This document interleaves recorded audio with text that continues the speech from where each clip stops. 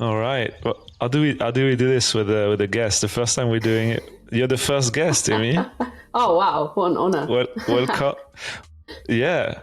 Welcome to the pod. Thank you. So this is just Jake from the future after the recording is finished. And at the start, Imi's sound has got some kind of mic scratchy crackles on it. But after 5 minutes or so, they go away and you're not going to hear anymore. So just bear with it. Yeah, be patient. Don't go. Just stay. Very nice. There you go. We're professionals. Imi, I think we, I don't know how much, if we overlapped at all, but I did a bit of work like a year and a half ago, Contact, when you were there. No way. That is crazy. Wait, what were you doing?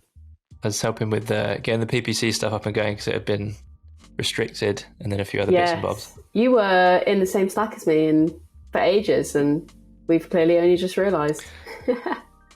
I know. Look, I thought when I saw your name, I was like, I'm sure I recognise that name from somewhere. Then I saw your face, and I was like, I recognise the face from somewhere. Then I saw your LinkedIn, and I was like, that's where. Makes a lot of sense. Yeah. So you moved on from Contact now, obviously. Yep. Yeah, I moved on in November. So I was at Contact for 2.5 years, I think. Joined basically like just when COVID began. Had a ball there. It was amazing. It was awesome being in an early team, seeing it all happen. But yeah, it was time to move on and try something new, push myself out my comfort zone, you know. Yeah, amazing.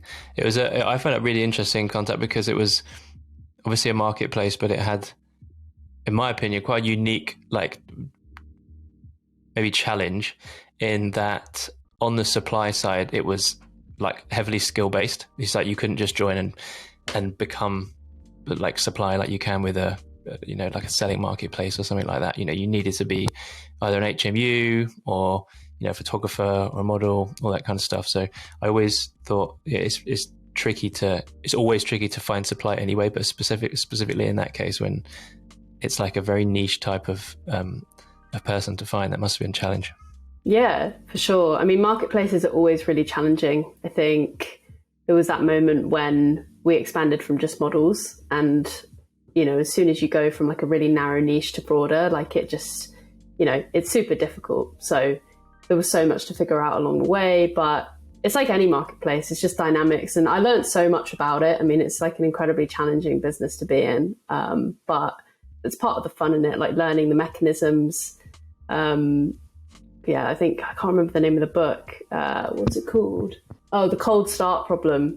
I feel like both of you have probably read that, but like hearing about the challenges at Uber, I mean, it was nothing like the scale in terms of that, but it's like similar conversations, just on a tiny scale, you know, understanding all those crazy different dynamics. Yeah, no, it's very cool. I guess so I've gone straight on assuming that everybody listening knows what we're talking about. Yeah, so. I was going to say, give some background a bit. Yeah, maybe we should rewind a bit. Should we start with just a quick intro, Imi, from you, and you can mention Contact, what you did there and what you're doing now and all that kind of stuff. Yeah, for sure. So I guess, sum myself up in a couple of minutes, right? So I actually started off in a completely different industry. I did my degree at Kingston University of Art first in graphic design, then illustration and animation. So I was working as like a digital artist and illustrator at the time. And then I just sort of like stumbled into marketing. I think that sort of timing, social media being on the rise, like social media was quite like a low friction industry to get into. I think if you'd been growing an Instagram account, something like that, you can kind of justify saying to a brand, you know, I could probably help you with this. So sort of moved into social media. My first sort of main role was at a company called Cortex, which is a creative studio. And I was sort of part of the sort of early team of that for like 2-3 years. So it was a super small team working across sort of like fashion and events, building campaigns, creating events, all sorts of stuff. And a lot of that was like the community side of things. So that was like an early start and like lots of different experience in different areas of marketing. And then from there, like built connections and managed to get a role at Contact. And that was sort of like I guess, the pinnacle where I like fully committed to marketing and like a career in that space. And I sort of like hopped about in the company. It's like classic startup, wearing lots of hats, like small team.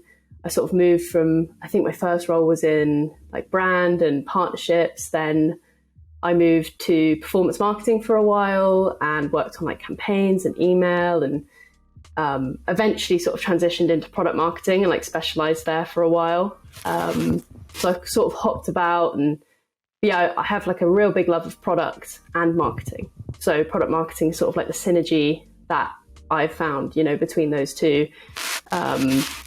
You know, it allows me to work across both of those teams and with all of those sorts of things. So it's kind of the ideal role for me. But yeah, then I moved to Onin, which is where I am now. And yeah, do you want to give us the Onin elevator pitch? Yeah, sure. So Onin is an early stage startup, and we're still fully trying to understand what we are and who we're for. But I'll give you the best pitch that I have right now is that we are an app that helps you schedule plans with friends. So the problem that we're trying to solve is that modern calendars don't really work for modern consumers. They were built for companies 30 years ago, and they haven't massively evolved since then.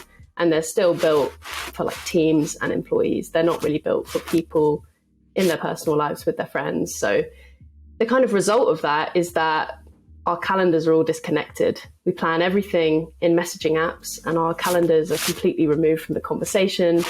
We schedule things personally, but rarely share those events unless we have like a shared calendar or something, but that opens its own whole can of worms. So the kind of personal scheduling product scape is not the prettiest.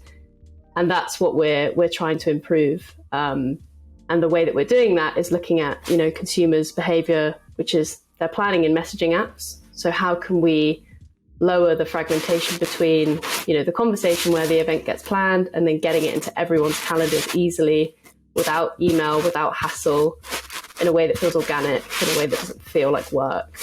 You know, that's the space we're in. And we launched publicly just over a month ago on the App Store. We'll be on Android next week. And we're sort of in those like early stages of finding product market fit at the moment. So it sounds great. It's the I feel like that's one of the most fun stages, is that, or the most fun and stressful stages. Yeah. The search for product market fit, or the never ending search for product market fit, I guess. And it reminds me of something I saw on LinkedIn yesterday, and it was a discussion around how CRM is even at like really well scaling companies, they don't do the best job at specifically churned CRM. It was a post by Rosie Hogmascal, and she called out to Calm specifically because she'd like finished her trial, and they were just bombarding her with messages around, you know, come back and sign up. But the reason what you're saying there, and why I kind of link that to product market fit, is that if you're looking at a product through like the jobs to be done framework, so I'm sure you know you've got quite a specific, or you've defined what the job to be done for Onin is, and also for Calm, they obviously done the same thing.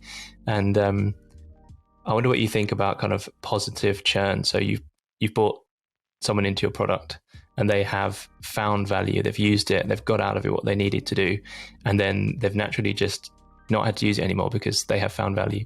And I think that's a kind of underutilized area, and people just constantly want to keep those users in the platform, and it jars completely with when they're building something and they're probably talking about jobs to be done, but then it's kind of forgotten about in that growth stage. Yeah, definitely. Have you seen that post, Imi? I have. I really love her posts, actually. It's super clever. Really good. I think with a product like Calm, that makes sense, right? Because Calm is like, well, it's to improve your mental health.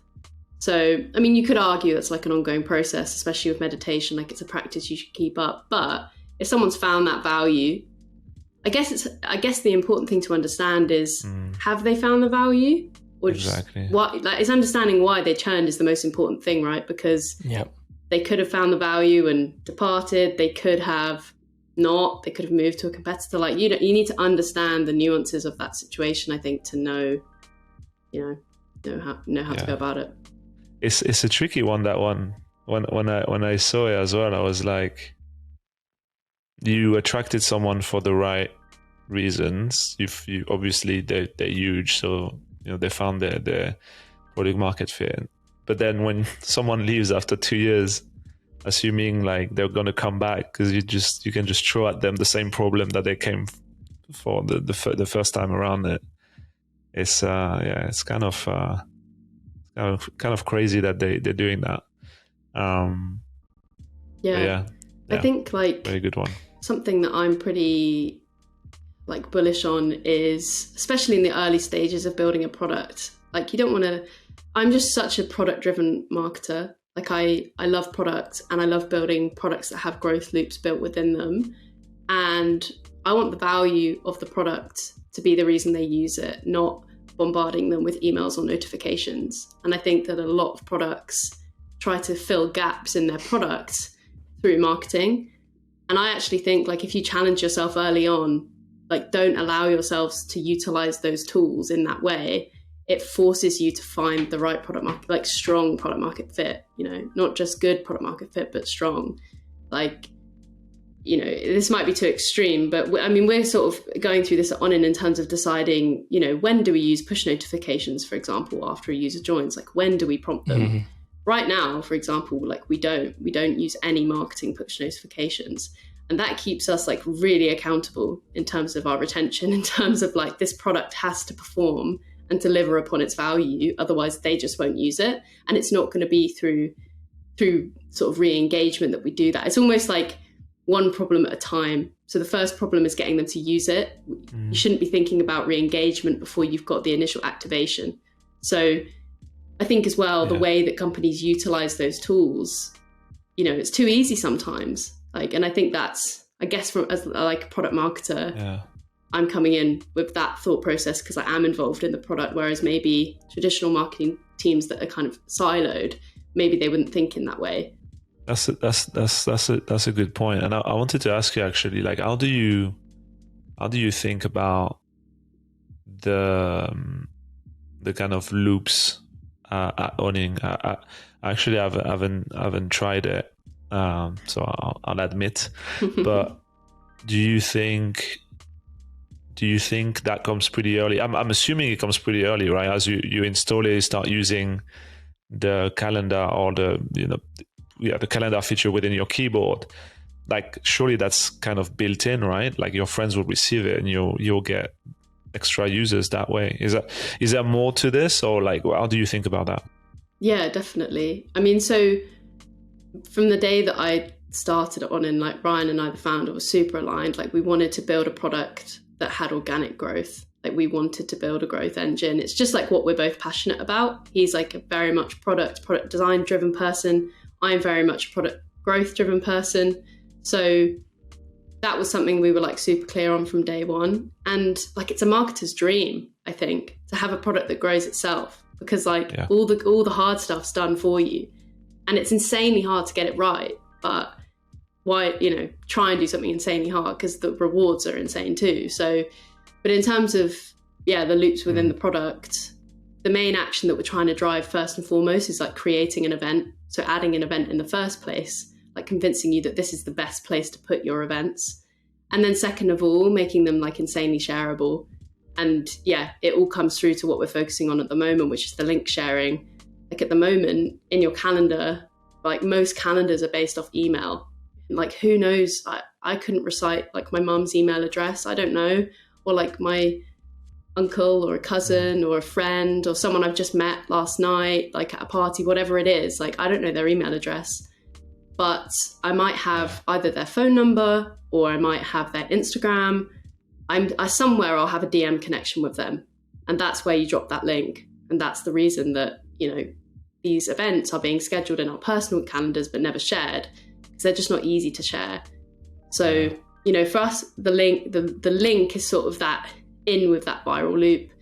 We gain that new user. The experience for them to join Onin is super low friction because it works with all of their existing calendars. So like we've worked really hard to get the switching cost down to basically zero. So that friction's super low. And then it's, you know, that's the beginning of that viral loop and that flywheel.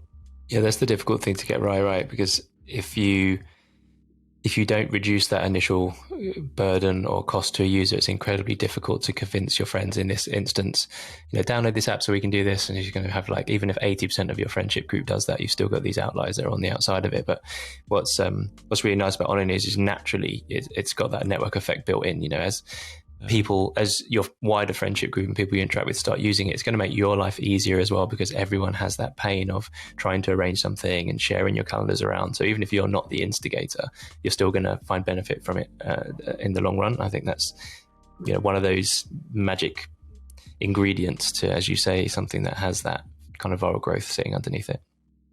And how is it going?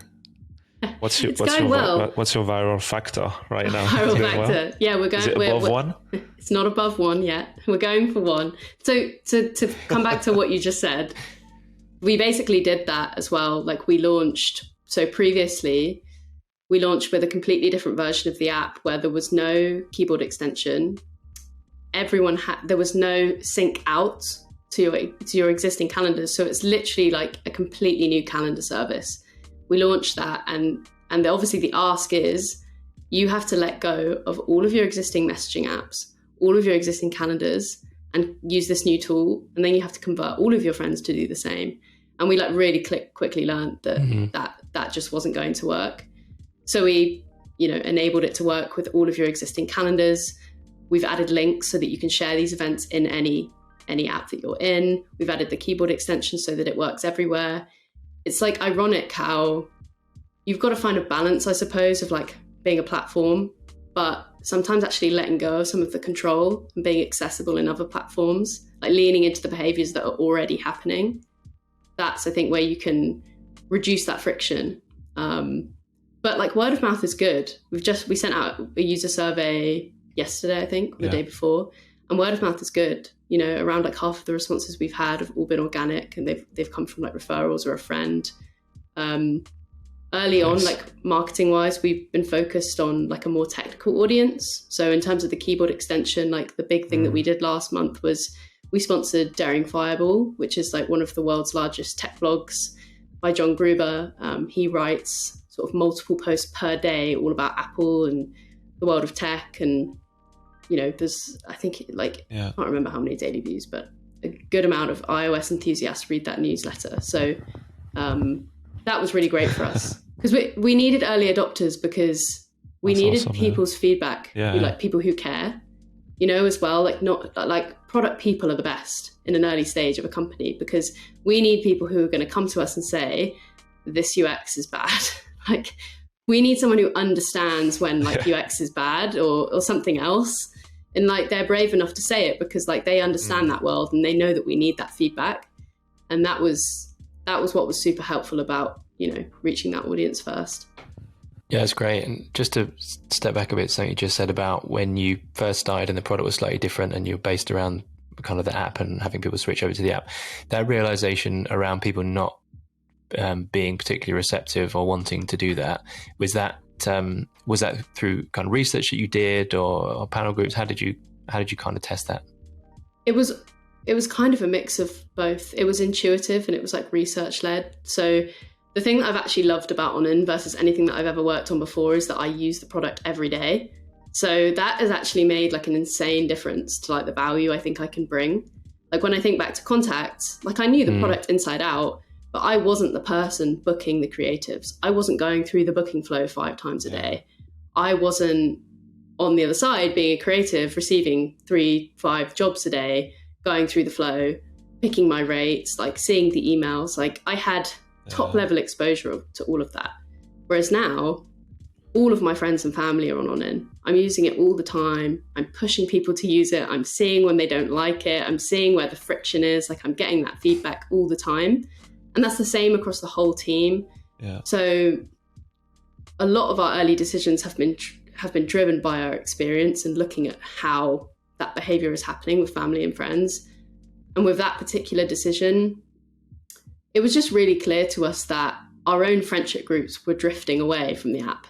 We would be talking in Onin, planning in Onin, and we would end back in the WhatsApp group chat. And everyone loves WhatsApp. And so we were like, why are we picking a fight with WhatsApp? Ultimately, there's one job we need to do here. We need to capture this event and get it in everyone's calendars. Like, that's the pain point that currently like isn't being met. And we were trying to be everything. We were trying to be your calendar. We were trying to be your group chat. It was like insanely difficult. You know, we were looking at the roadmap that we'd built, thinking, if we continue down this route, we have to be as good as WhatsApp, Google Calendar, Apple Calendar, everything. And it's insanely hard. So in terms of that decision, it was just observing, you know, like being intuitive and like being honest with yourself as well. Like, it's okay if you've built something that isn't great. Like, you know, Ryan and I were literally speaking about this yesterday because I saw a LinkedIn post which was saying basically, like, nobody ever knows if the decision is right. No investor, no founder, no CMO, nobody can sit down and say, I know, like 100% this is the right direction to go. And no one, like, and that's fine. You have to build and learn. Yeah.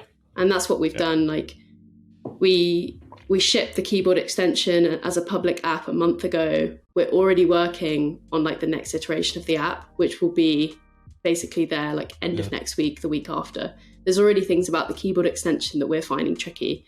You know, keyboard extensions, we only have like a certain amount of control over that UX because Apple controls a lot of it, and not many people build keyboard extensions. So it's not set up in the best way. The onboarding's difficult. It's, you know, we can't control that UX in your keyboard. So we're already learning things about that and how people like it and use it that we're already changing. So, but it's all observation. And now that we've scaled up sort of to have more users on the platform, we also now can do surveys, which we couldn't really do before because it was just too small a cohort. So yeah. That's great. That's the marketer's dream, right? You're working on a product that you're naturally dog fooding and not forcing yourself to use it every day. I think that's how you know you're onto a winner. That helps for sure. I wanted to spend like maybe a few minutes on the fact that you launched recently, and if you could tell us like what you've learned in the process of launching a new product, an app, and like if there was anything specific you wanted to highlight, like to, you know, create some hype and get it out there, like what did you do? Yeah, so I think the most valuable thing we've actually got from potentially the last month is how much we've learned in terms of our App Store ads. So that was something we've leaned into quite a bit. We launched across multiple channels. We launched on TikTok, we launched ads on App Store, and we did sort of partnerships along the way. One of those being the Daring Fireball newsletter. The newsletter worked really well for us in terms of credibility, because I think when you're a new product, positioning yourself alongside someone who's got credibility just like really helps give you a boost. And we did it in a strategic way because Ryan, the founder, went to WWDC in California a week ago, and we were on the newsletter basically a week before. Pretty much everyone technical at their event will have read that newsletter. So it was a strategic decision as to why to do that pre-WWDC. But following on from that, I think like what we've learned with the launch is I'm just like so focused on product market fit and reaching that before we try and scale. I don't want to waste our money. I don't want to waste our time. I want to hit those growth levers when I see those metrics are working and like not before. So I think a lot of people think that you're going to launch and then the next day it's like 1 million users. Actually, like incremental learnings are so valuable, and that's like where we are right now. So I think what was brilliant about the launch is we got like just enough data to learn what we needed. Like we went from a cohort that was like too small to analyze, was full of our family and friends, to a cohort full of strangers that we'd acquired from a range of different sources. And then we had sort of those like 30 days after, and we can fully analyze, you know, in the stark light of day, how people have used the product, like what's working and what's not. But in terms of why I said sort of App Store ads have been useful is because I think the way we work is like build and learn cycles. We constantly ship stuff, then learn, iterate, launch the next thing. every single time the messaging is slightly different. Every single time the onboarding, the journeys, the flows are slightly different. And what App Store ads has allowed us to do is have a predictable way to bring new users in. We found that it's scalable. We're getting it to a place where it's sort of cost efficient, and it's something that we can just turn on and off as and when we need it. And it's also not dependent on building like a content engine, like a social media platform. So in terms of what we need in the coming months to reach product market fit, like that's amazing to have that in our pocket, because we know we're building this next iteration. Everything will be launched in like a week and a half. We can just turn on App Store ads and get a new cohort going basically instantly and start to instantly learn. Because I think like speed in terms of finding product market fit in this landscape is your best friend. Yes, your superpower at the beginning, when you can go fast and, you know, take the feedback from your first cohorts of customers and do little tweaks or big tweaks sometimes. That's a superpower, definitely.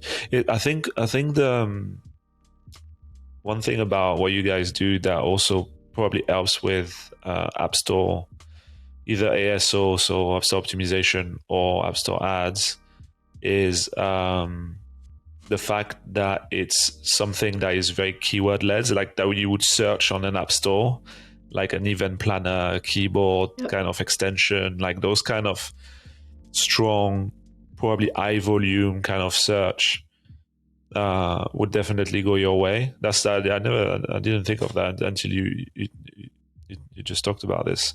That's very cool. It's high intent users, which is what's really helpful, because we actually noticed that our conversion rates increased with those specific users. So when we versus say TikTok, where it's discovery based, you know, in that moment, those people aren't looking for a new way to schedule with their friends. So it's like intrigue, right? So maybe, you know, sign up conversion is at a certain place. Then, you know, from joining the app to creating their first event, we can see there's like some interest. With App Store, it like shot up. You know, these people were actively looking for like a scheduling app, a calendaring app, a reminders app, something. And like the conversion from signing up to creating an event was far higher. That reminds me of like, you know, when you have a weather app, if you have a weather app, you're going to have a lot of volume on the App Store, because that's the kind of apps that people like look for very often. Productivity, calendar stuff, all that, those kind of categories. Very, very cool. I mean, you said that you did a bit of you launched a bit on TikTok ads, right? I just pulled up the TikTok ad library here, and I can see a couple of the ads that you guys are running. It looks like you did something. I don't know if it's with influencers or it's just kind of UGC looking content, and then also you have the video that you've put on LinkedIn and the other channels of you kind of introducing Onin. Have you found like a difference on TikTok specifically around that type of content? And last week, Yo and I were talking about how TikTok is slightly different from another social network, in that there's a big push now for kind of SEO best practices on TikTok. This is kind of from the organic realm, but also we know that influencer-led TikTok advertising content or UGC content works really well on that platform. I wonder if you could talk a bit about what you guys have found with the ads that you're running on there. Yeah, definitely, for sure. So we launched TikTok basically as soon as the app went live. We've been working with an amazing freelancer called Nicole, who is the girl that you can see in all of our TikToks. We work with there's a company called Passion Fruit, which are for like freelance marketing specialists, who I actually met on and through them. They're amazing. So nice. we hired Nicole through them, and she's been awesome. So like in terms of performance, definitely like user generated lo-fi, like it works so much better. Something organic. We've sort of experimented obviously with both of those things. I think some of our best, it's just TikTok's just ridiculous. I think it's just all about volume, and some of our best videos are ones we didn't anticipate, that we created in seconds. And there's actually an amazing TikTok account for an app called Official, which is an app for couples, and it's, I don't know how big the team is, but basically like the founder and his girlfriend, mostly his girlfriend, make the TikToks, and they're hilarious. They're short, but basically like there's a formula to them. So it's all like her face to camera, caption is always in the same place. There's always imagery of the product in the exact same place, kind of above her head. and they're always the trending sounds. They're always hilarious. And like, they found this, they found a way that works for them. And that's really like what we've been experimenting like since going live, is like trying, it's just all counterintuitive to what you'd think from other platforms. Like, and, it's been a while since I've been like in charge of a social media account, and it's so different than it used to be. And, like, you just wouldn't, it's like, how can you provide value in a 5-second video? It's completely unintuitive to, I think, what people have seen before, which has been exciting, like trying to make a calendar app funny is a challenge in and of itself, which we've been, like going about, but it's possible, I think, for any product. But yeah, definitely honestly, like, cheaper content, like in terms of production value, just performs way better. People just don't like knowing they're being sold to. I don't think they want it to look like their friend. They want it to feel organic. For sure, that's a great answer. I think even if, like you said, not necessarily people will be on TikTok to know that they need something like what you guys are doing, but there's so much you can do around the event planning, being with friends, experiences that could just be like pushed out on a daily basis, just to like create awareness on what you do. And if you find the right spot, the right kind of tone or joke or educational, like whatever the type of content, you only need one of these videos to go like a little bit viral, like 1 million views, couple of million views, which happens all the time. I think probably happened to all of us at some point in the companies that we worked for. It changes the game for you, because that would drive so much traffic towards your app, and your users numbers should go up quite a lot. But yeah, it's about quantity, I guess, over quality, and that quantity gives you the answers that you need.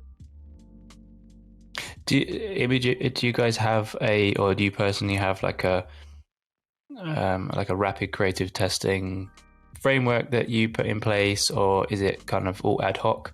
Because I always find myself, everybody in this space are always talking about how important testing is, and I find myself thinking, do I test in the way that I talk about people should test, or is other people out there using some amazing framework they've put together that's like the perfect way to test a creative process? So it'd be great to just pick your brains on that for a bit. Yeah, for sure. I think it's not really something we've utilized, to be honest, thus far, because like our spend just hasn't been big enough, I don't think. Like, just because we have been focusing on product market fit and not growth. But I think definitely as soon as we enter that like growth phase and the spend increases, it's actually something you can do on App Store. Like, you can have different App Store pages. You can test different sort of copy. Like, messaging is something I spend like probably 70% of my time on, just writing. Like, honestly, the different ways to describe a calendar app is insane. I think we've at this point, like, I could honestly say I think we've been through 1,000 taglines, if not more. Like, our website already, since I joined, has had like, how many times have we relaunched it? It's definitely had at least like 6 major iterations since November, because I learned how to use Webflow as well. So I used to be a designer, learned how to use Webflow. So, and I mean, our team is heavily like product engineering led. Like, Ryan is a product designer, previous CTO, David, our CTO, like incredibly talented. So, and we have, amazing engineers as well. So it's like, of course you can use Webflow, Imi. Of course you can. Like, it's easy, but it is, it's amazing. So, we've relaunched the website a number of times, and the App Store visuals, I think we've had probably like since, so we were an unlisted app for a bit before, when we were in like beta.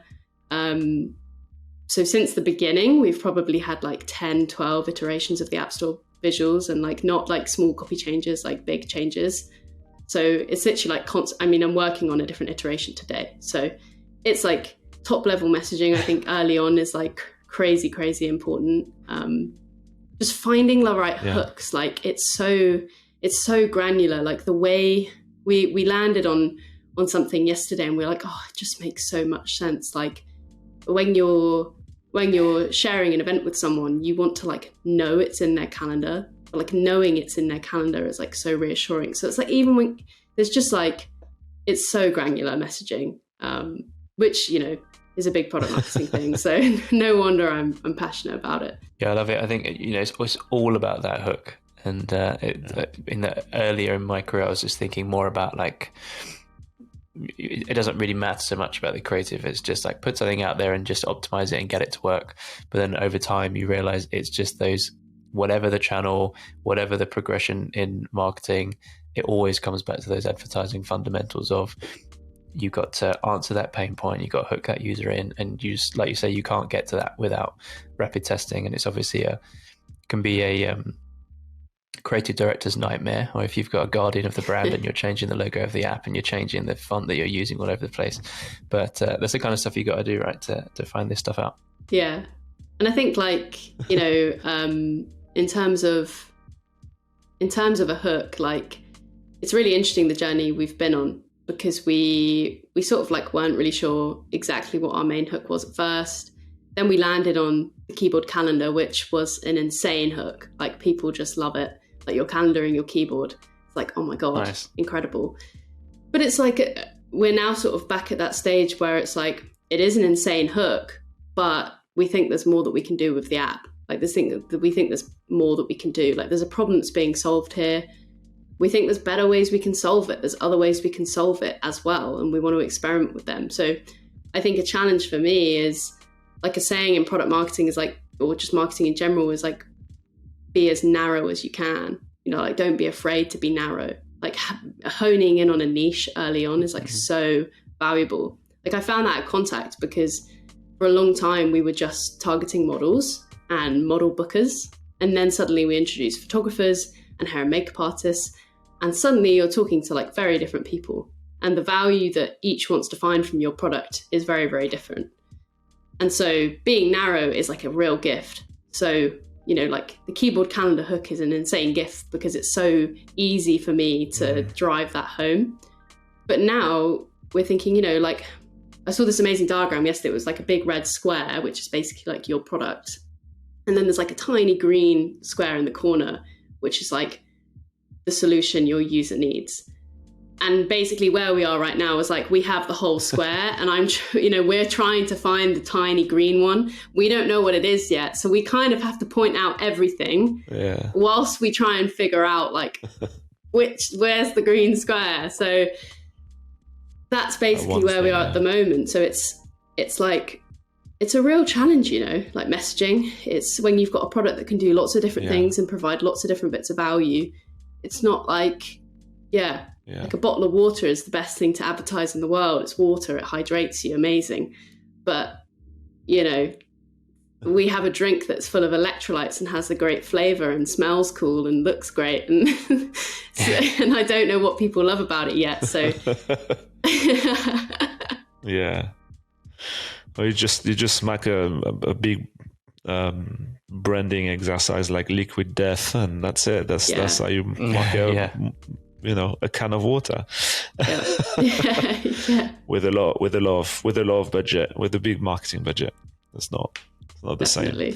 I was thinking of something you said earlier, which is that it used to be an app, and then you pivoted into making it an extension of the keyboard. Sorry, not keyword. And is that I was making the parallel with this. There's something I'm quite obsessed at the moment. This phrase from Justin Kan, the co-founder of Twitch, which says, first-time founders focus on the product, and second-time founders focus on distribution. Yep. And I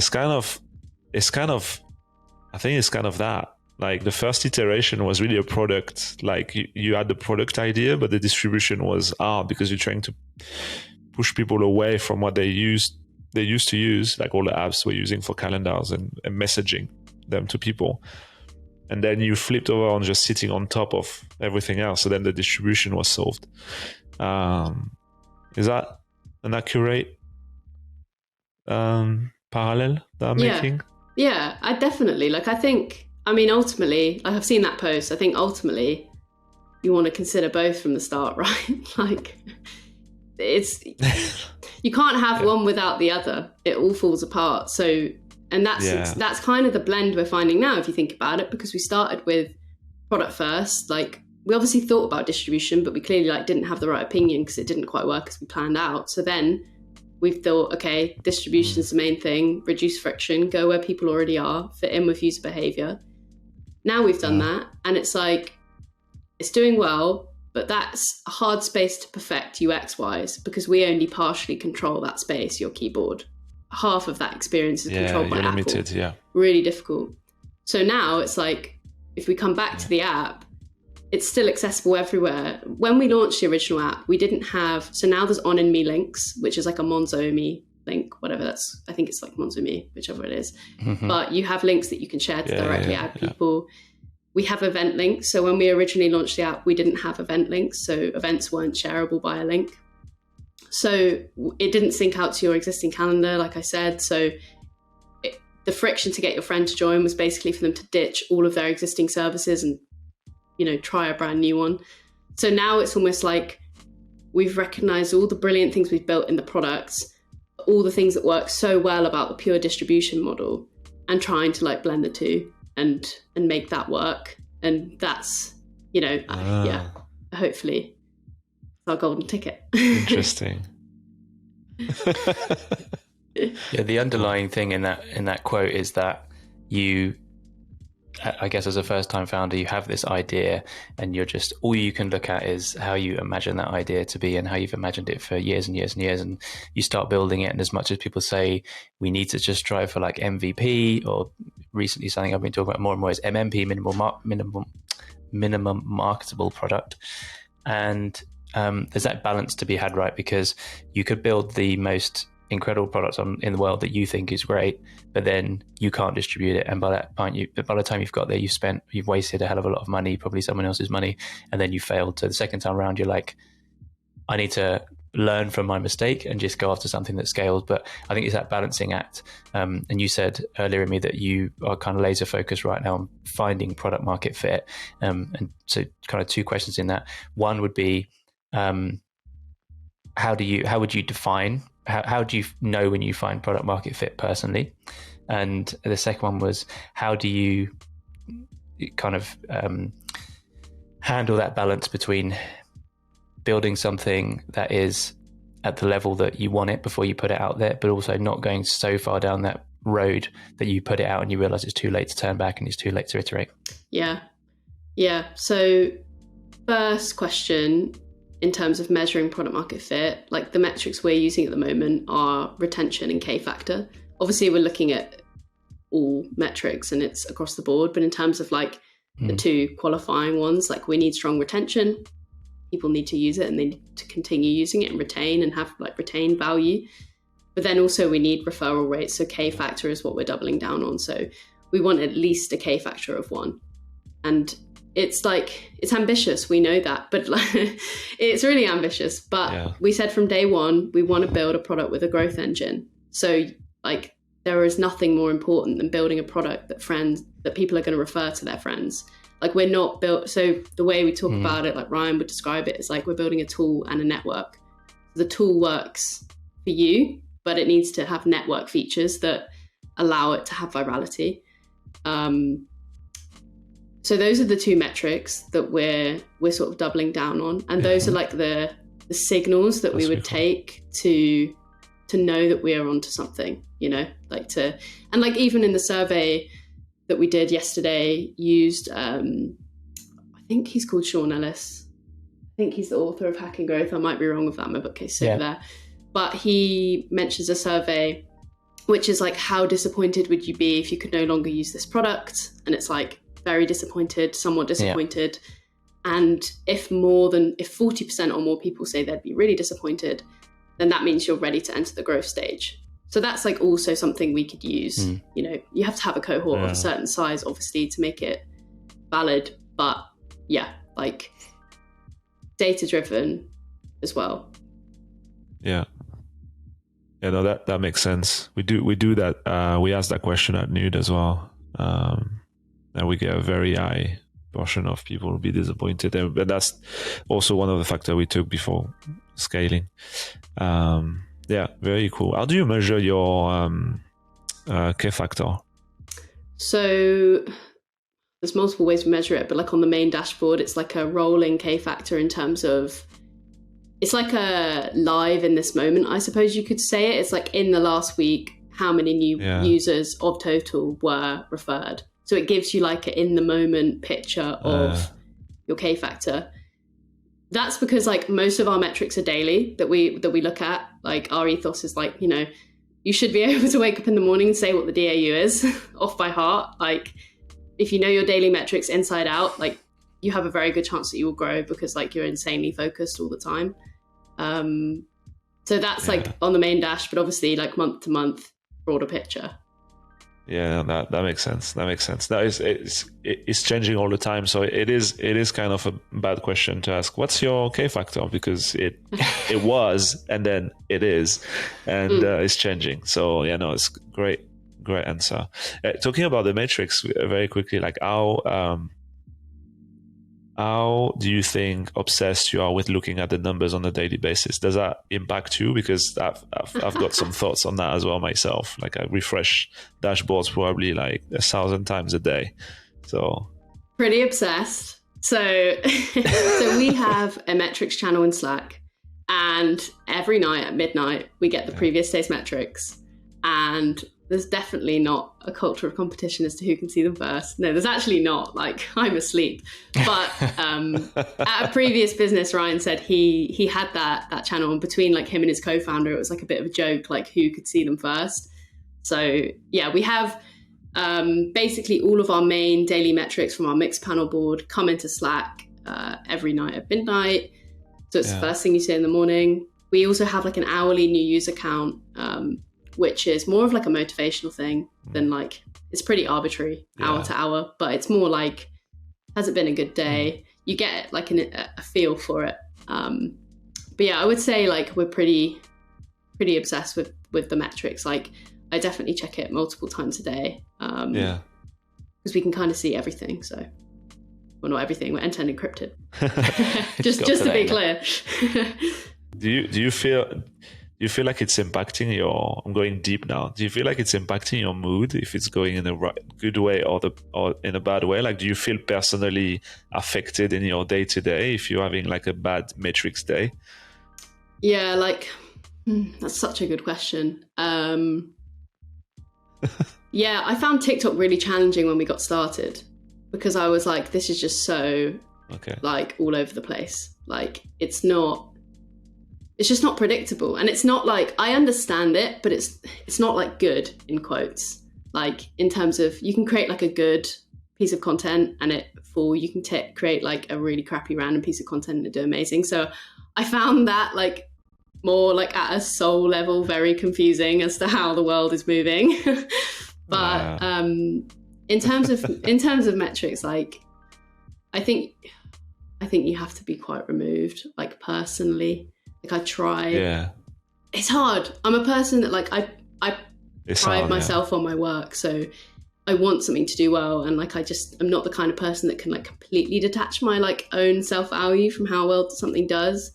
But at the same time, like it is what it is, and it's okay. Like I think definitely like culture-wise, it's very important that nobody feels personally like guilty about metrics, because you just have to learn and grow and change things and get better over time. So of course, yeah. I think the culture of the team really impacts that. Like if you feel pressurized in terms of metrics, then you're going to feel awful. But like luckily I haven't experienced that. So yeah, it's good. I feel like performance marketing in general is just like an inherently stressful career choice, because you are just so aware that you are spending someone else's money, and as much as you treat it like your own money, sometimes you're like, if this was my own money I would just stop spending it right now, but I can't do that. So I think it's an interesting an interesting kind of discussion to have with people, because there's definitely been times when you're kind of sitting there with your head in your hands and you just feel like everybody is pointing at you, and especially if you've been in that from like a freelance capacity, sometimes you feel like you've been brought in to do something, and if it's for no fault of your own, if it's just not working, it is difficult to accept that, and you do feel that anxiety if everyone's thinking, oh, he's responsible for this, when at the end of the day it's the whole team that are building the product and getting people in. Yeah, Yeah, I feel like there was a second part of your question, but I can't. Yeah, I was just going to say, Yo like just came in and stole the second part of my question. It was, yeah, part one was great. Imi, thank you. Part two was just about the balance between striving for minimum viable product, the minimum product you want to put out there, but also building something that has that kind of level of polish that you're aiming for. Yeah. I think like we noticed a really big difference actually being a public product. So we were like on a waitlist for ages. So like if you look back, our first product hunt launch was like way before I joined in like 2021. Like, you know, the guys have been working on this app for a while. Because it turns out calendars are insanely hard to build, which I didn't know that.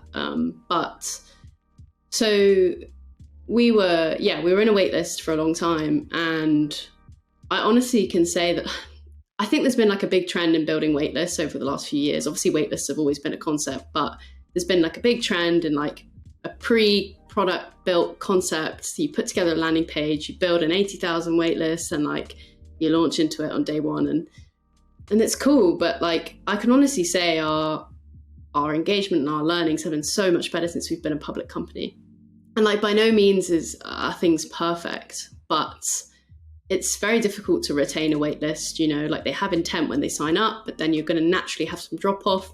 Whereas as soon as you become public, like you can instantly secure those downloads like straight away. You don't have to re-engage people on a waitlist. So in terms of balancing that, like there was a moment when it's not like we were like, this is the finished product, it's going to be amazing, but it was like, we just need to be a public app. Like we need to be out there. We need people trying it. We need feedback. Like we need the users basically. Like we need to exit the sort of like family and friends and like close friends model and get out to people that have no biases about what we're building. So yeah. I think, you know, it's just intuitive, I think, as to when you're ready as a team to like leave the sort of beta phase, be public. You're never going to be 100% ready. But I've definitely I think we've learned 10 times more being a public app than being an unlisted app, for sure. So would you say that your general, you generally prefer the kind of mentality of get it out there and see how people react rather than keep refining it and we'll feel when it's ready? And I feel like that kind of connects into something I wanted to ask you about, is the kind of, you've probably seen it, Andrew Chen, the next feature fallacy, which is the kind of mentality of some product teams to when your product isn't necessarily growing in the way that you want it to. It's like, oh, this next amazing feature is going to be what kills it for us. And that constant push forward and of introducing bloat and all that kind of stuff into your product. But there has to be a point where you launch and you just see how it goes, and then you learn from the market, and then at that point you have to decide, maybe this isn't the vision that we had, but this is the vision of our user base, and then we have to pivot in that direction. And as we touched on earlier in the conversation, once you go too far down that route, it's really difficult to do that. So in general, would you say you're on the side of the spectrum of get it out there when you feel like it's ready for people to be in people's hands and then measure, or just wait a little bit longer until you feel like it's closer to the vision? 100% get it out there and learn. Like this is exactly where we are as a business right now. Like the first version I was speaking about earlier, we then launched the keyboard extension. At one point we were discussing like, do we completely get rid of the app? Are we like just a keyboard extension? Is there like nothing in the app? We didn't do that. And thank goodness we didn't, because now we have like all these possibilities. And we were sort of having the same question yesterday, and we were talking about, there was like 3 or 4 different directions that we could go in. And really like, it's what I was saying earlier, like nobody knows the right decision. Like ultimately, until you try, until you see what happens, you see what people like, you don't know. So to close yourself off and go down a path which is like a one-way door is not very wise. Even if it means that for a while you have more features than you'd like, your journeys aren't quite as clean as you'd like them to be. Ultimately, you need to learn. And I think we were talking about like an example of like Slack, which was born out of like a game, right? So the team were basically building a game. The game failed, but they'd built this tiny little messaging app for the team to talk on, and they packaged it up as Slack, and like it's at the last minute. And Ryan and I were having this discussion yesterday. We were sitting down, we were like, there are people using this app in lots of different ways. Everyone likes lots of different things about it. And we can't sit here and confidently say, this is the direction we should go in. So even though it feels uncomfortable, what about if the next few months we just do small iterations? We build what people are asking for. Like, our roadmap is public. So we have people asking for features. We have people voting on features. Let's build what people ask for and just see what they're using it for. And like, it's like following breadcrumbs. But like, we followed the breadcrumb, launching the first app, that it was too high friction. So we focused on distribution, built the keyboard extension. We've made massive gains from that, that's for sure. Now there's like 3 or 4 more breadcrumbs as to like what people are using, what problems people have that they're solving with the app. And we're like, just like eat the breadcrumbs, see where we go. And it's not the most comfortable space to be in, because you want to be the person in the team, or like, you want to say, I know what the right decision is. Like, I've seen from the data, or I've heard from everyone, this is where we need to go. But like, that's not always the case. Like, you have to take chances, and small chances, small iterations. But like, the best place to do it, back to your question, is being a live product. I think like just real feedback, real usage. Like it doesn't lie, and you can be wrong about a feature or an idea, and that's risky. Definitely. I think to jump back on that was great. I think to jump back on the article, the blog from Andrew Chen, what he's talking about as well is, when you're iterating, if you can focus on the early phase of the journey of a user, when you get where there is more, the more the volume, the bigger the impact in the long tail, right?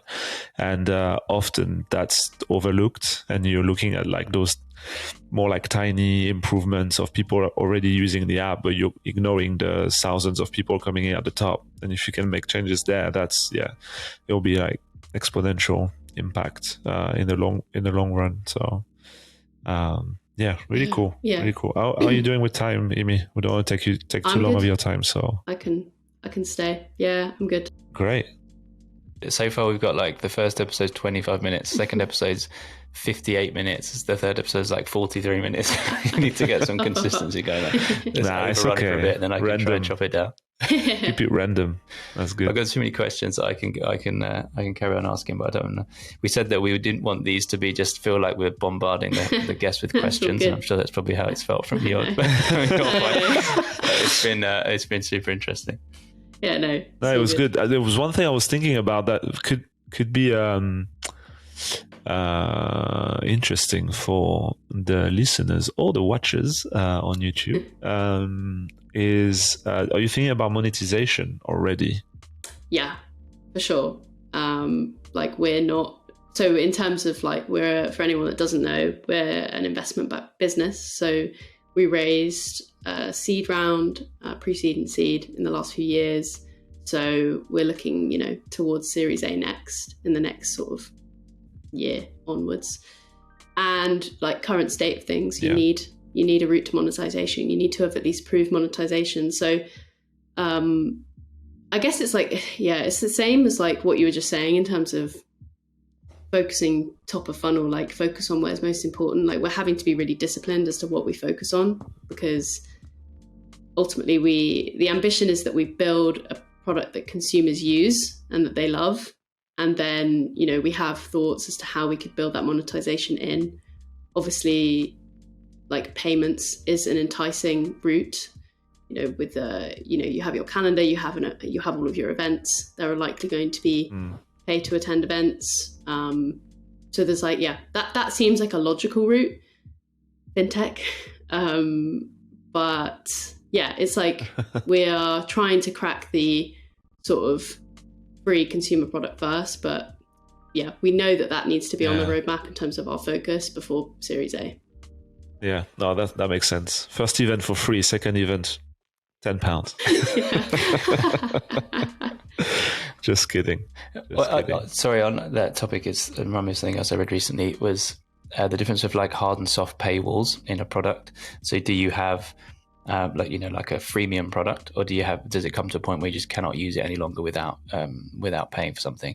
I don't know what side of the fence I'm on. I think it's different, product to product, and I'm not asking you what you guys are going to do, but I guess more to you guys, like what's your thoughts behind a soft paywall? You can close it, you can carry on doing it, but feature limited, versus a hard paywall where you might not even have a trial and you just cannot continue using that product until you turn it off. The argument is that you would potentially have better conversion rate with a hard paywall, or you would have a conversion rate of people that are going to actually go on and be good users, versus a load of people that just use your product for free. So I just wonder what you guys think about that. Imi, you go first. I can go first. Yeah, it's different for every product, I think. Like, there's no one answer. I think, like, honestly, both works in different contexts. Like, and I haven't necessarily got the personal experience to say which I think is best, but I think I can see the value in both. Like, I think a free trial is always great, to sort of show the user. Any user that feels trapped, I don't think feels very good. It's like classic UX thing is like, make it very easy for a user to be able to cancel a subscription. Doesn't mean they're going to actually do it, but just knowing that they can, knowing how to, is like a freeing bit of UX, which is just good practice. So I think letting someone try something before they buy it is like a, just good practice. But yeah, I guess there's some tools which are, I think tools that actually do this really well are the ones that are like lower priced. So I think of ones like Pocket, the app that like you can quickly save articles. Yeah. Like, I think I pay for that, and it's just insanely useful, and it's $2.99 a month, I think. So it's like, why wouldn't I?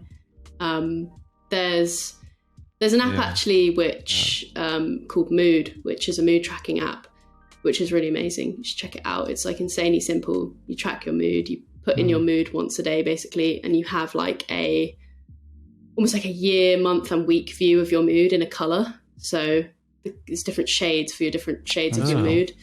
And it's $1.99 a month. And I believe for every person that pays, someone else who like in need gets one, who like can't afford it, gets access to the app. Oh, that's cool. And I love that, because it's like, you can only pay for it. Nice. It's $1.99 a month. The value of the app for you is very clear. Yeah. The value of you paying for someone else is very clear. Like, it's cheap. I think it works. As a growth hack, a viral growth hack as well. Yeah. Yeah. Ideally, they're not counting those free users when they're. Yeah. Okay, factor. That's true. I was using a mood app that was not a mood app. It was a fasting app called, it's called Fast. And every time you start a fast, it asks you for your mood. My mood was always shit because I was always hungry. I always wanted food. So it didn't want to be a mood app, but it became a mood app because of them asking me what my mood was when I was not eating for like 18 hours, 20 hours straight. Like, so obviously I'm irritated. Yeah.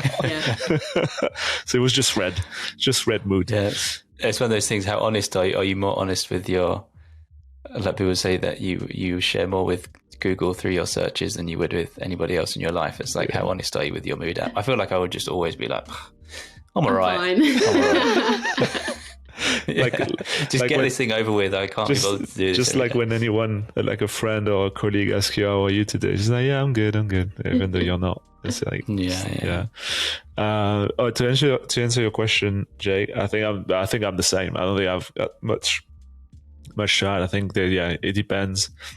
But I think I kind of prefer the freemium model, or like the kind of capped features up to a point, and then you can unlock the rest. Because I think there is some, maybe I lean more towards that, because I think there is more to unlock from a growth point of view when you've got a free version or trial, because the volume, again, to go back to the funnel or to the volume of people coming in, it will be much higher at that point than the ones converting. So if you can have a portion that tries your product at a much higher volume, you can do a lot more like effective testing at that stage. So So yeah. Yeah, I agree. I think I was thinking about it earlier this morning, and I was like thinking of the apps that I use, that regularly use, that I don't pay for, that have a nice freemium model. And Todoist is one that I use like every day for just capturing things. I'm suddenly like, oh, I need to do that. And I'm usually always work related. And I was thinking, like, if I was paying, even if it was $2.99 a month for this, and somebody said, like, a friend asked me the other day if I used anything like that, I was like, yeah, Todoist is great. And I was thinking, if I was paying for that and someone asked me to recommend it, well, I don't typically like recommending something to a friend that they have to pay for. So I feel like it will be an interesting study to see, does a freemium product have a higher kind of word of mouth referral rate than a similar product that you have to pay for? Just because it seems a bit, I'd always rather say this is a great product that solves your problem and it's free for you to use, rather than here's a great product and you've got to pay £5 a month for it. Yeah, unless you get a referral code and then you can get it for free. Yeah, it's true. Oh gosh, always in work mode. Yeah, exactly. This was great. We're like 1 hour and 10, so I think we're good. I don't want to end it if it's come to a natural break. Then thank you for. I know all of us got work to do. Thank you for coming, Imi. Yeah, that was no awesome. problem. Yeah, well, thanks for coming. Thanks for having me. First guest of the podcast. So I get a prize for being first. You'll get, as soon as we make some stickers or whatever, you'll be the first to get something. Yeah, I was thinking, look at on my computer, I've got like $1 bill on the back of my computer. You see, like maybe we can make the In Growth We Trust with, like, we can do like a fake pound note or dollar bill. I don't know, whatever. Yeah, it's not. Or maybe like this. I've just randomly pulled this out of my cupboard with my coffee, but. Wow! We try. Oh, you need mugs. It's even got the same font. It's like you stole it off of this mug. Yeah, you'll be the first to get that. I love a mug. Yeah, always need another mug. You can't have too many mugs. You definitely can, and I've become way more of a connoisseur in the last couple of years when I've been at home more. It's like even this mug is too thick. It has to be thin now. It can only be a thin mug. Yeah. All right. Thank you, Imi. Awesome. All right. Thanks, guys. Bye-bye. Thanks a lot. Take care. Speak soon. Bye. Cool, man. It was it's an interesting dance between three people. It is, yeah. It's I remember being just 2 is easy. You just go back and forth. 3, I struggled a bit, like not jumping too much, like into someone's answering on, or I was always cautious, like, and I messed up once, like of cutting you wanting to ask something, and I ended up doing it with the 2 parts question. Okay, no more 2 parts question, just 1 part question. I don't know why I asked that. I got carried away with the question. So I sent you those videos for episode 2, and I reposted. So I posted one of the videos of you talking yesterday. Again, it got like almost 800 views, which is not, it's not huge, but it's not bad either. It's good. It's nice. 800. There was like 25 likes or something, and like a few saves. But I wanted to try something, so I deleted it. I was like, that's fine, I'll repost it. I reposted it this morning. Again, it got to 700. Oh, wow, that's interesting. And then I posted one of me like back to back, but I think it's my face. It got 100 views. Shit.